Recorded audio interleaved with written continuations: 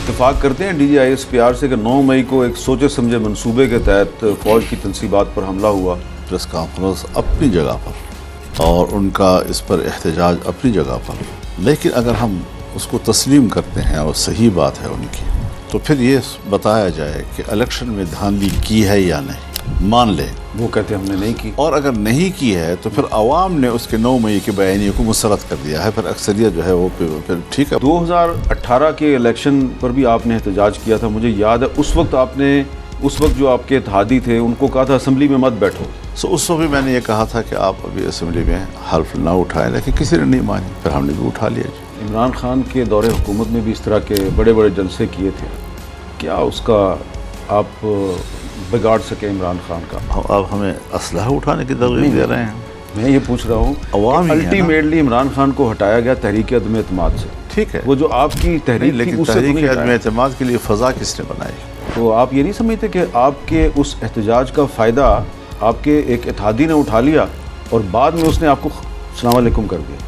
हज़रत, ये हमारे दोस्तों के रवैये और नीयतों पर है, उससे हमारी नीयत पर कोई फ़र्क नहीं पड़ता जी। हमें रास्ते में कोई छोड़ता है, रास्ते में पहुंचा कर छोड़ देता है। तहरीक इंसाफ और JUI में फासले कम करने के लिए कुछ कर रहे हैं कुछ लोग। PTI और जमीयत में कितने फासले थे, और ये भी नहीं कि कोई पर्दा बीच में था, बल्कि पहाड़ बीच में खड़ा था, दीवार भी नहीं थी। सियासत को खैरबाद कह दिया जाए, यहाँ पर एस्टेब्लिशमेंट बीच में आ जाती है। एस्टेब्लिशमेंट जो है वो अपने उम्मीदवार खड़ा करती है जी। यकीन जानिए, एक दफ़ा मुझे अपने ही एक साथी ने कहा कि तुम बड़े बड़े जलसे करो, सीटें तो उतनी मिलेंगी जो वो देंगे आपको जी। कि इंतखाबात में एजेंसी का भी कोई रोल होता है? पता भी नहीं था हमें जी। जहाँ से हमने अक्सरियत लेनी थी, हमें अक्सरियत दे लेनी थी। अभी तक दावा करते हैं राना सनाउल्लाह साहब के मौलाना साहब आखिरकार हमारे साथ आ मिलेंगे। हमारे और मुस्लिम लीग नून की दोस्ती कुछ इस नौइयत की है कि हम दोस्त रहना चाहते हैं। PTI किस तरह इक़्तिदार में वो आएगी? वो तो कहते हैं हम ना पीपल्स पार्टी के साथ बैठने के लिए तैयार हैं, ना वो अक्सरियत है ना, अक्सरियत बना लेंगे वो जी। कैसे उनकी अक्सरियत है? जिस तरह पहले उनके साथ लोग थे, फिर मिल गए थे ना उनके साथ लोग। तो नवाज शरीफ साहब इस पर गौर करेंगे कि करना चाहिए, उनको करना चाहिए, अपोजिशन में करना चाहिए, क्योंकि मुझसे ज़्यादा वो परेशान है। जिन पार्टियों को PTI की सीटें मिल गई थी, नून लीग को भी मिली, पीपल्स पार्टी को, आपको भी मिली थी, अब आपकी भी 3 सीटें जो है वो निकल जाएंगी, आप नहीं समझते कि ये गलत था? कौम को ऐसा कर दिया है कि समझ में नहीं आ रहा कि फैसले की आखिरी क़ुव्वत कौन है।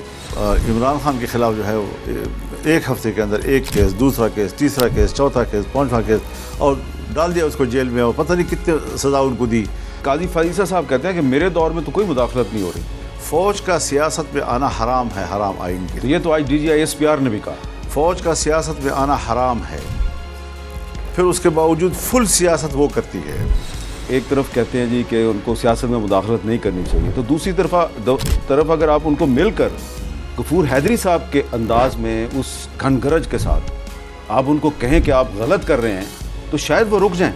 उन्होंने कुछ तरह अपने हुदूद से निकल कर बात की, जिस पर रद्द-ए-अमल था। ऐसा नहीं था कि हमारी तरफ से ऐसी, हमारे मिजाज ही नहीं है ये। वो मैंने जो बातें की हैं वो सब उनके रिकॉर्ड पे हैं, और शायद कल वो किताब लिखेंगे तो उसमें लिख भी लेंगे वो शायद। लेकिन उसमें शायद वो ये ना लिखे कि उन्होंने आखिर में आपको परफ्यूम का गिफ्ट किया और आपने वो इस्तेमाल नहीं की, किसी और को दे दी। पता नहीं कौन आपको ये बातें पहुँचाता है।